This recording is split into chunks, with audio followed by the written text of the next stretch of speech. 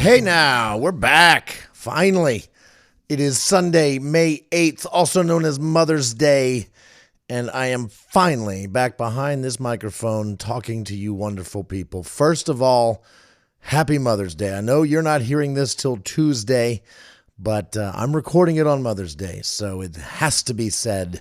And I'm sure we're all a little biased when we say this, but I have the best mom in the world. She drove all the way up here from Florida just to see me in Something Rotten twice last week, and it was a pleasure having her here. I miss her already, and literally as soon as I'm done recording this show, I'm going to give her a call. So there you go. Happy Mother's Day to all the moms out there.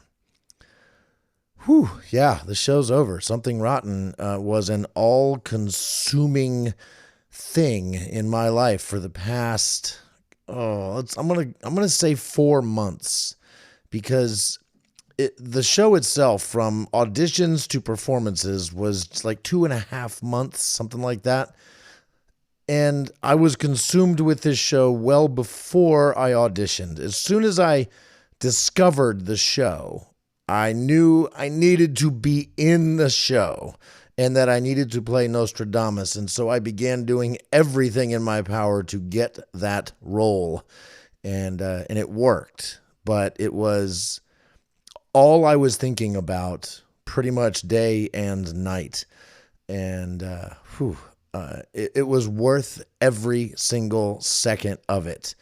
Every minute at rehearsal. I would have been to more rehearsals had I been needed at more rehearsals.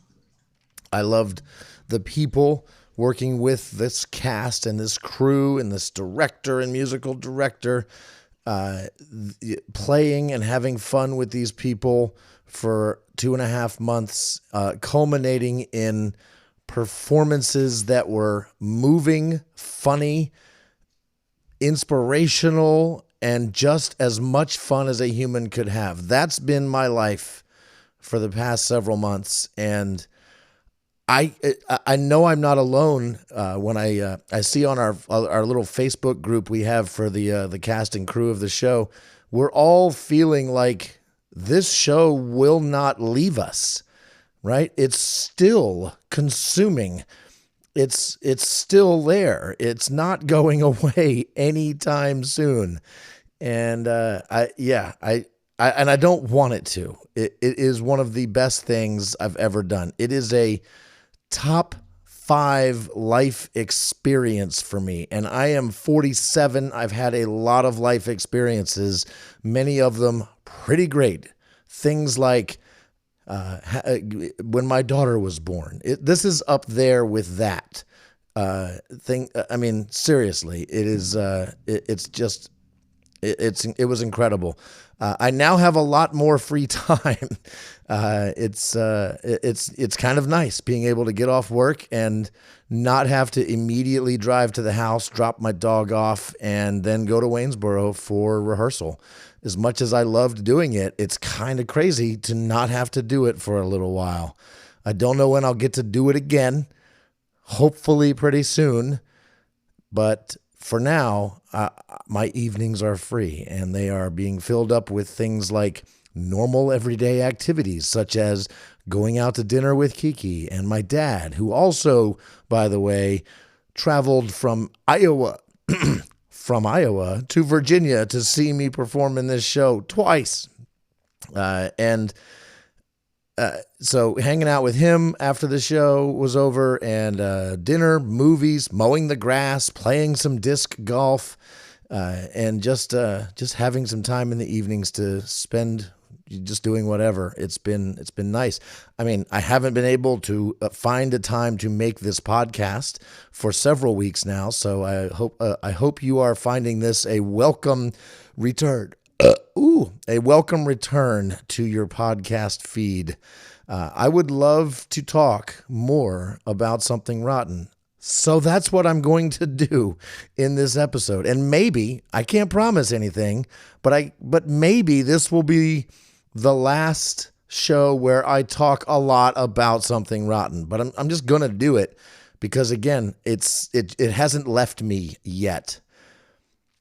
I love to perform. I want to be on stage. I want to have an audience. I want to make people laugh and cry. I want people to be inspired by me and my performance.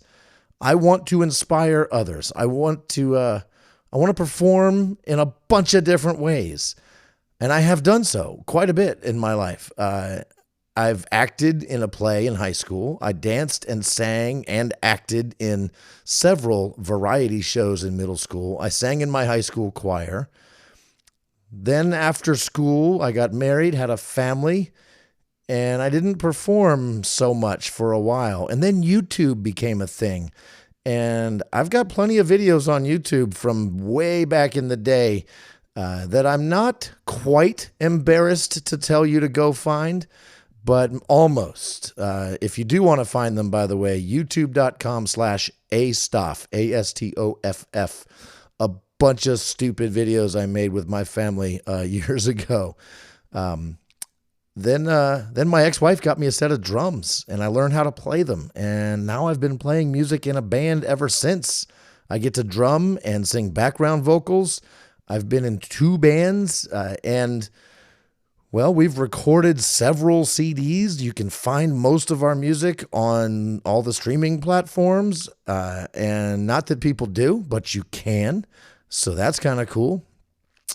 I get to be on camera on the regular for my job, where I feel like I am entertaining people, educating consumers about the cool stuff we sell at Crutchfield. And now we have a show that we do live every couple of weeks called Crutchfield Live on Facebook and YouTube. And it's like I'm hosting a talk show.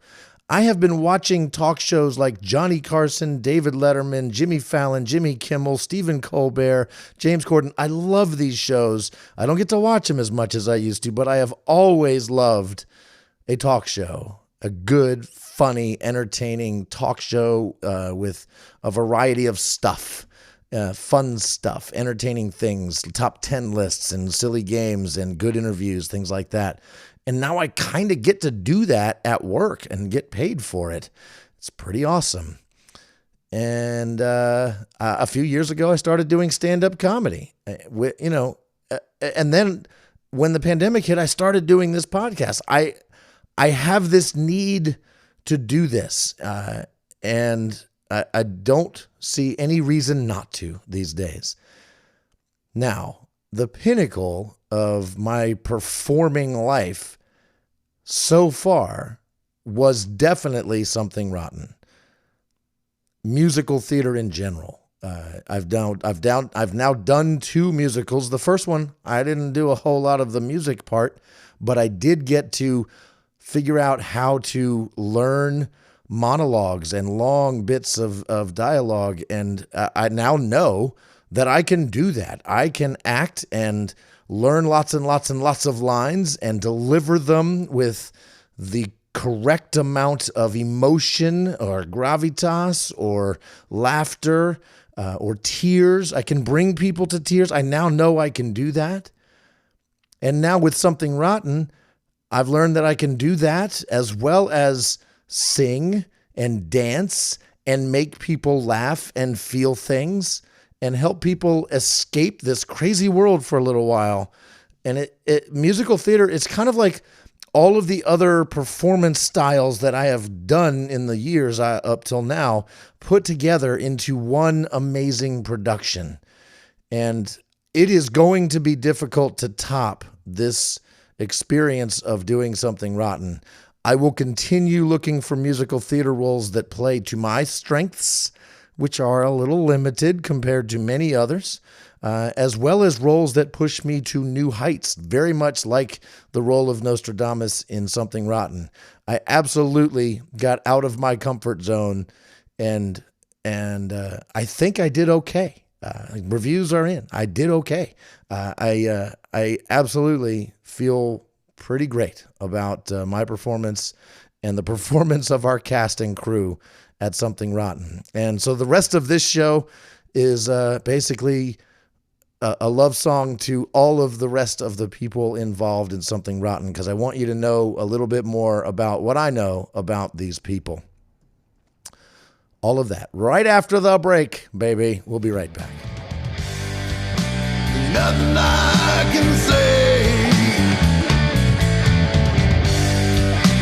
Change your mind and stay. So I'll see you later today.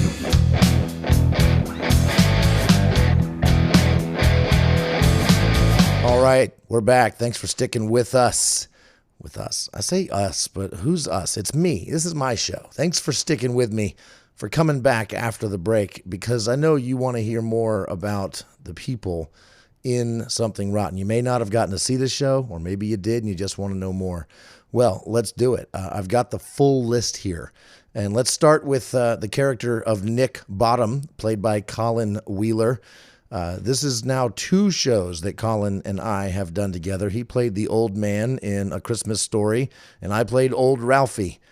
And though technically I wasn't interacting with any of the other actors, I was mainly talking to the audience. There was a scene at the end of that show where Colin and I had a moment.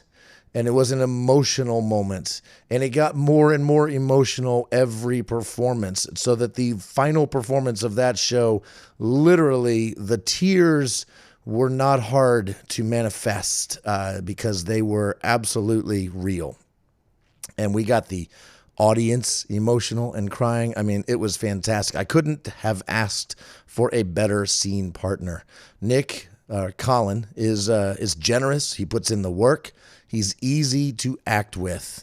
And for this show, it wasn't about, sappy emotions and crying. This one was all about the laughs, both on stage and off. Working with Colin on stage was easy and fun, and I think we complemented each other really well. And then off stage, Colin is a nonstop prankster, jokester, constantly entertaining, doing jokes during our vocal warm-ups. There is that whole broken chair prank. Leslie, we all had fun watching you on that one. All of this added to the already fun time. So a pleasure working with Colin Wheeler. Nigel Bottom. That's the character played by Austin Cox. Never met him before. Young kid, college kid, and golly, he can act. He was absolutely the perfect guy to play Nigel. Nigel in this show is the younger, skinnier, kind of sickly little brother to Nick Bottom.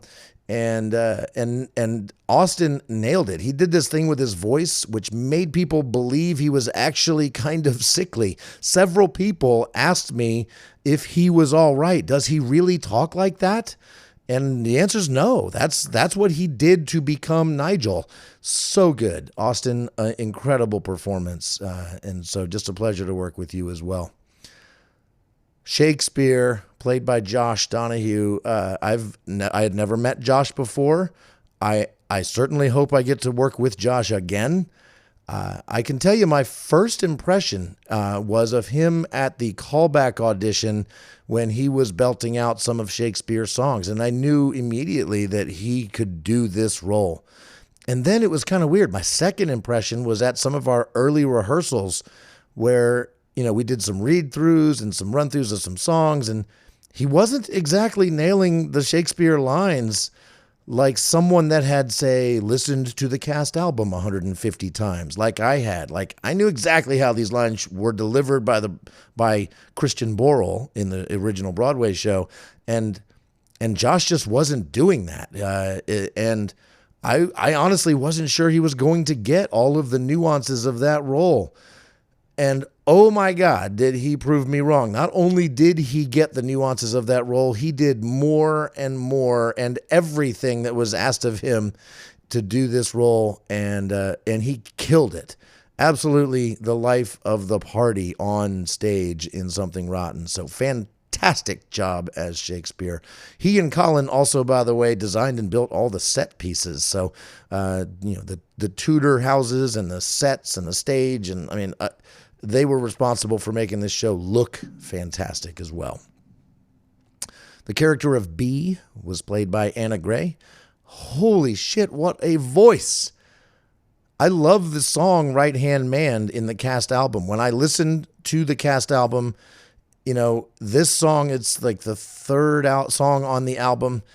And it's just, I know every single word. It's fantastic. I watched all of the Heidi Blickenstaff behind the scenes vlog videos on YouTube from back when she was starring in this show, originating this role. So I knew exactly what B needed to sound like. And wow, she nailed that song every night. It was like I was there listening to Heidi Blickenstaff. So B, Anna Gray, fantastic job. And she's one of those people that clearly knows theater and knows it really, really well.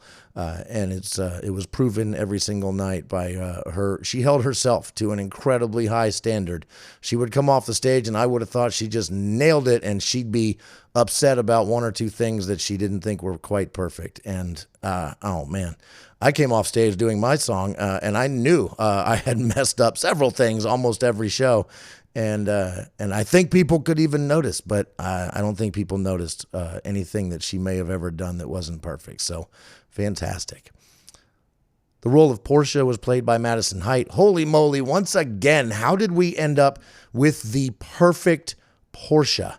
Portia in the show has a very distinctive, sort of high-pitched, fun, female, young, energetic, inspired voice. And Madison made sure the audience got every single joke built into her dialogue and lyrics, and then some.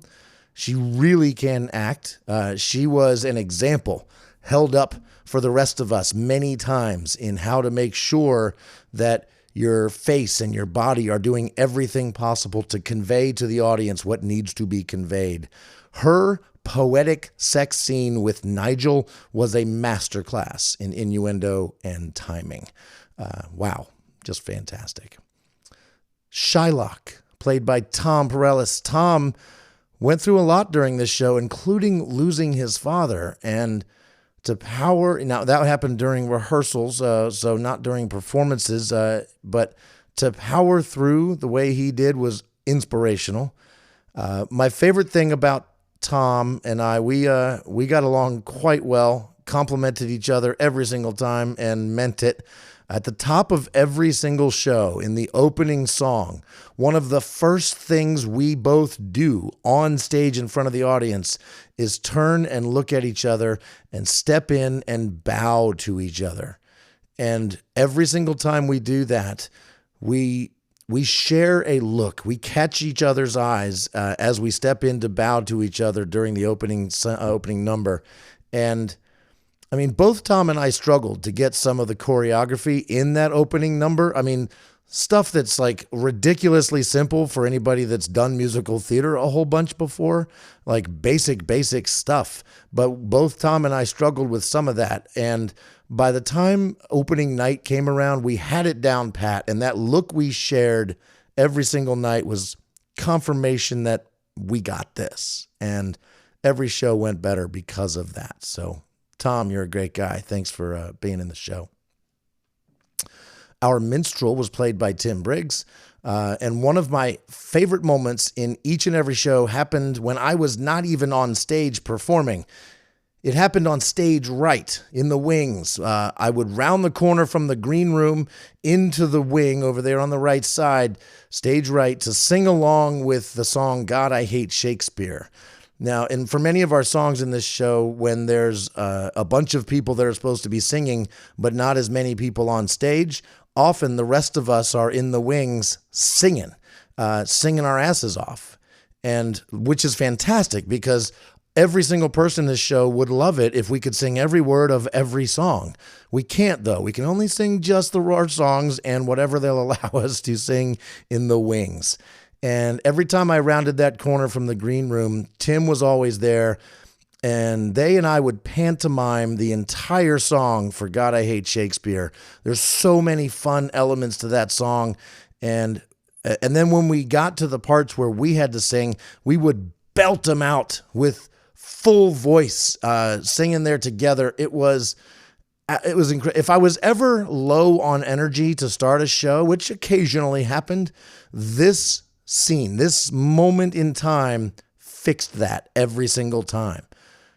Because the song was so much fun to be a part of in any way, shape, or form, and because singing this song with Tim became a shared experience, which was, it was amazing. And it was good timing for this to happen, because as soon as I was done with that, I had to go back into the green room, finish changing, and become Nostradamus like 5 minutes later.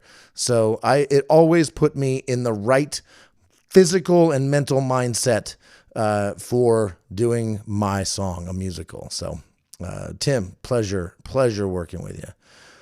Brother Jeremiah is a crazy role in this show. In the original Broadway cast, it is an overzealous religious person, a Puritan in 1590s London, and very much hypocritical in criticizing the theater for all of the music and stuff. I'm trying to explain all the jokes without explaining all the jokes. You really got to see the show to understand what Brother Jeremiah is all about. But when I showed up for the callback auditions back in February, and Mallory, who played Brother Jeremiah, told me she was called back to read for the role of Brother Jeremiah, I immediately knew she needed to be the one playing this sort of closeted religious zealot. She's got the pipes for some of her, from Brother Jeremiah's solos, and then the presence to nail this role. And sure enough, that's exactly what she did. And I dare say we became friends and talked music. I played her some of my band songs. I know I would love to go see her perform. She plays music on the side, sings. She's incredible. So it was awesome to see. And she, kind of like me, has not done any kind of theater in quite a while. So this was a reintroduction to the musical theater stage for Mallory. And it was awesome to see and awesome to be a part of. Lord Clapham, played by Mary. When I showed up at the tap dancing workshop a week before auditions, I met a bunch of people I had never met before, many of which had also just begun or were just learning how to tap dance. Mary was the first one to ask me if I was auditioning for Something Rotten, and specifically if I was going to audition for Nostradamus. She seemed as excited about the possibility of me being Nostradamus, maybe even more so than I was.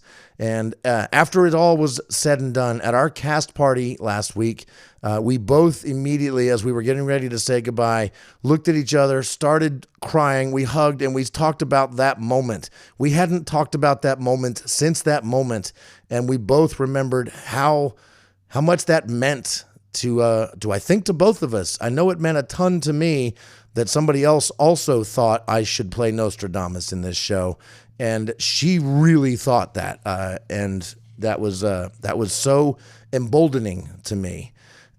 And now everybody in this show loves this show, but nobody as much as Mary. She could have played any role in this show. And she was just so much fun to watch. And she played like 4 different people in this show.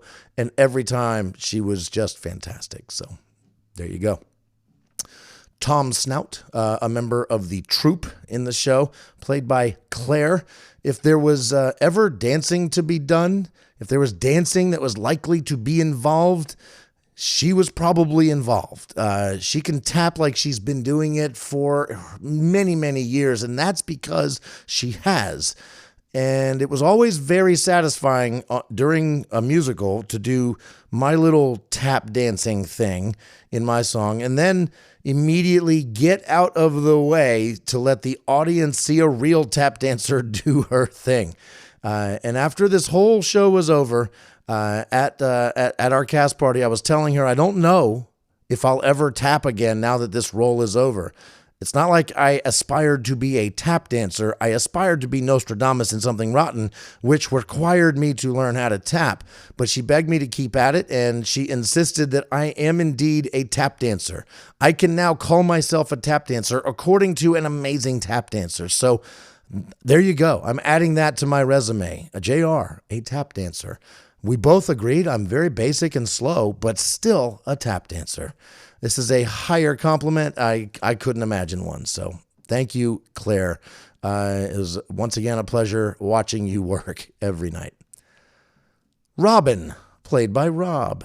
Thanks to Rob, I now know how to apply eyeliner, both to my eyebrows and to my eyelids. I knew nothing about putting on makeup before doing this show.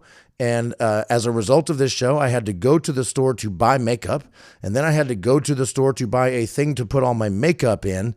Rob has a lot more makeup than I because he's very experienced in musical theater and applying the proper makeup for whatever role he's in.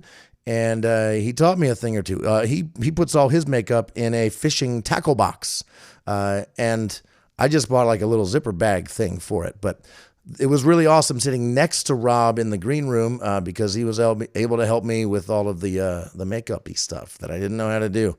I can't imagine, I don't know which actor in our show had the most costume changes, but Rob is most definitely in the running for the top spot on that one.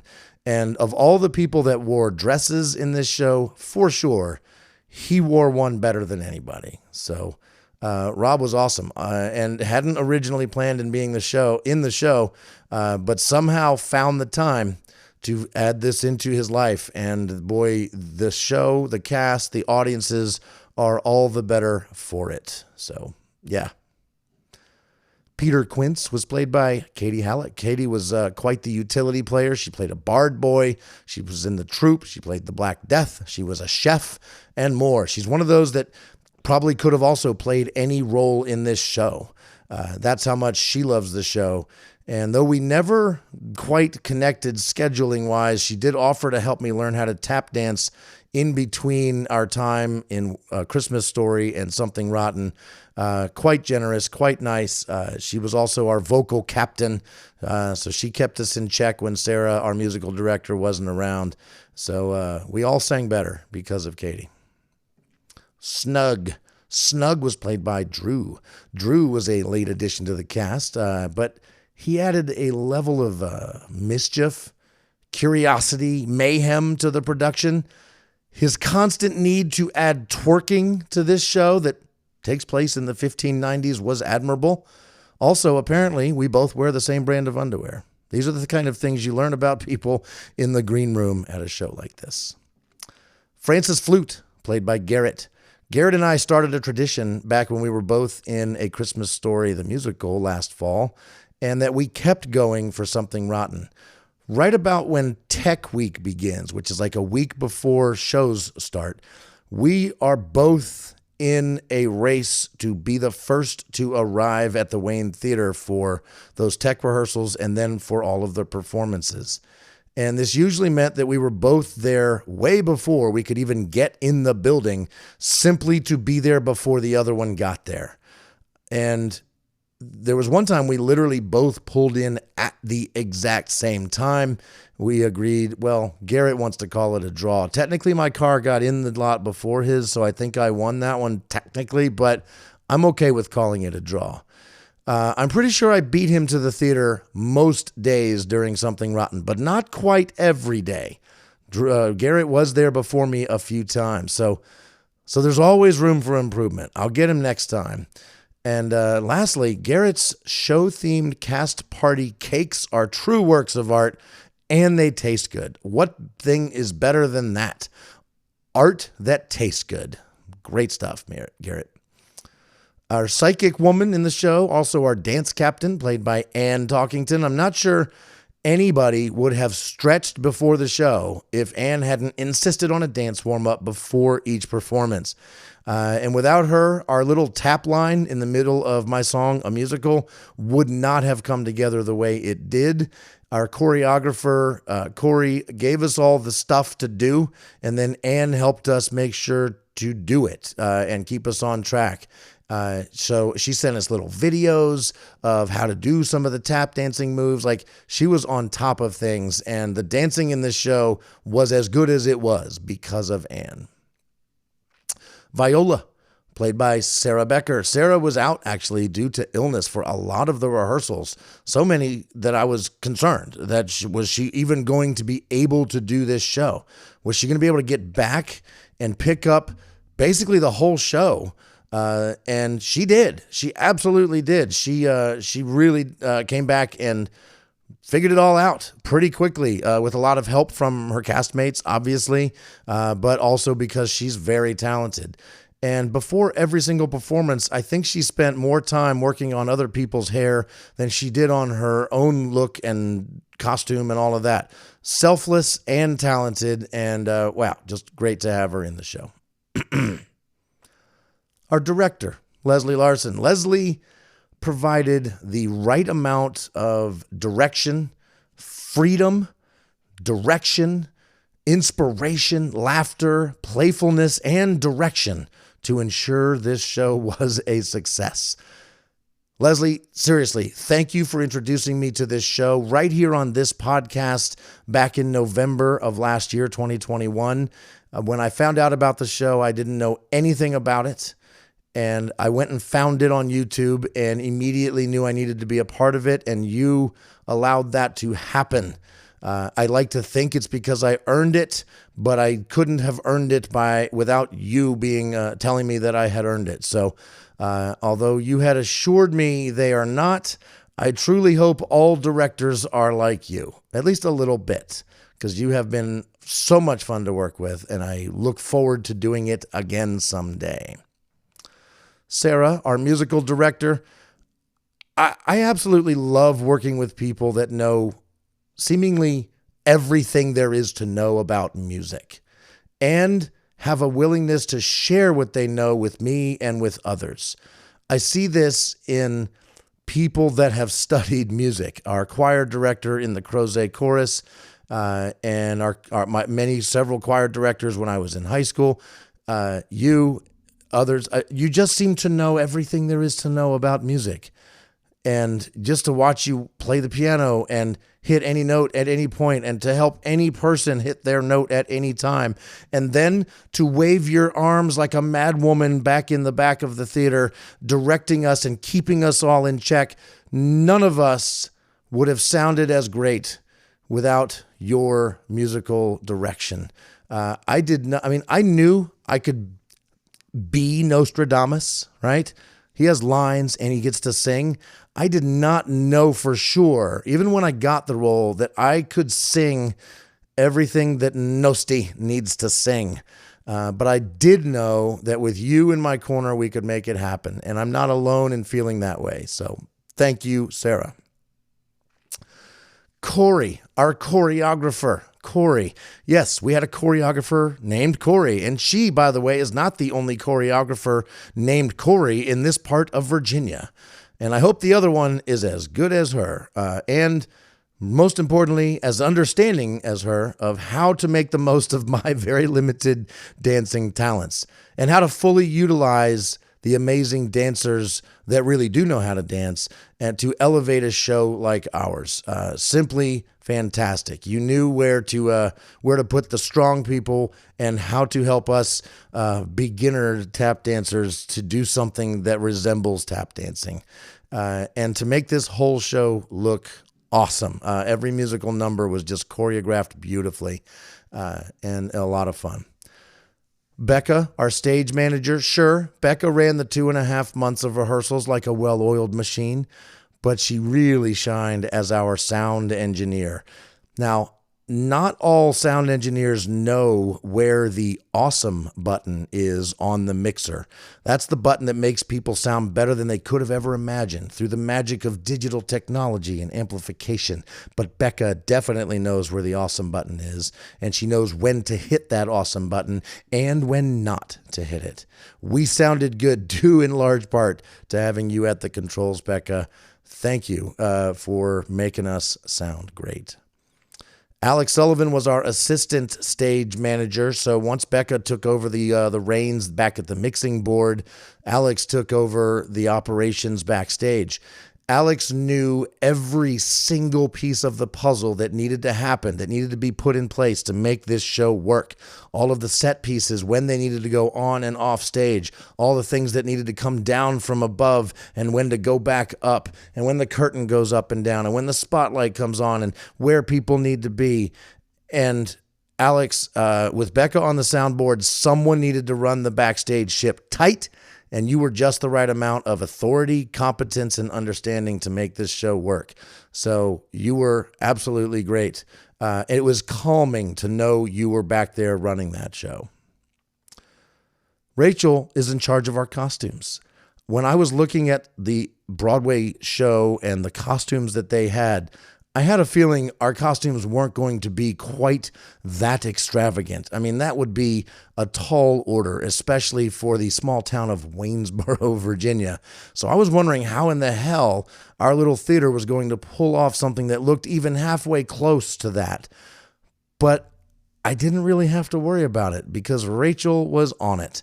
We looked great because of Rachel. I only wish we could have found a huge wig so that Nostradamus could have looked more like Brad Oscar's Nostradamus, but the hat you found made it look like I have hair, and so that's pretty amazing all by itself. And so I looked like a crazy madman soothsayer from the 1590s London named Thomas Nostradamus, and I promise. I think it looked great, and so did everybody else. Those costumes were fantastic, especially Rob's dress, by the way. That was great. To the rest of the crew, CJ, Jason, Toby, Jason, Drew, you guys made lights and flies and spots and more. This show doesn't happen without you guys, and every time I would come in to be ready to, in stage left, to go out as Nostradamus, Jason Fitz would make a point of telling me, I love it when you play Nostradamus. And he always made me feel like I actually belonged on stage playing Nostradamus right before I would go on stage to play Nostradamus. So that's the kind of person you want in the wings, and absolutely great. And lastly, this show had so many historical, Shakespearean, and musical theater references that it actually takes a historian to find them all. Sydney was our dramaturge, and she did just that. At one point throughout rehearsals, we all received an email with a very long attachment. And wow, you would be amazed to find out how many references there actually were in this show. It's at least 3 or 4 times as many as I picked up on my own. How she found them all is beyond me. I learned so much about this show and all of the shows that inspired this show and were referenced by this show. Things about Shakespeare that I hadn't known. I mean, just so many things. And I'm still learning them all. I mean, I haven't gotten through it all yet. It's a monumental task to understand all of the references in Something Rotten. And the more you dive into this show, the more you get out of this show. So, whew. Thank you to Sydney and to everybody. I think that's all I have left to say. I don't know how much more I'm going to say on this show about Something Rotten. Clearly, I barely have voice to say anything. I absolutely sang my voice out on the last performance, which just in time. That performance came to a close just in time because after that, my voice was gone. And so this is literally exactly 1 week later. This is how much voice I have now. But I can at least once again start singing along with songs in the car and feel like I'm actually singing. So, and worth it, worth every penny, worth every voice, every vocal cord. Yeah, that's what they are. All right, I should probably stop talking now. I should play the closing theme song. And maybe I'll see you next week. Thanks so much for listening. I'm JR. This is 3 Things with JR. See you next time. People who love should always love people. People who care put their souls on the line. People of faith have something to live for. But people who hate are just wasting their lives. By the way, if you want to see Something Rotten, there is a way to do it. Go on YouTube and search for Tap Dancing Eggs, the musical. This is one of the bootleg versions you will find. It is the one I watched the most times, and, can't recommend it enough. You'll get most of the show this way. It's great. Tap Dancing Eggs, the musical. Go Google it. Everybody say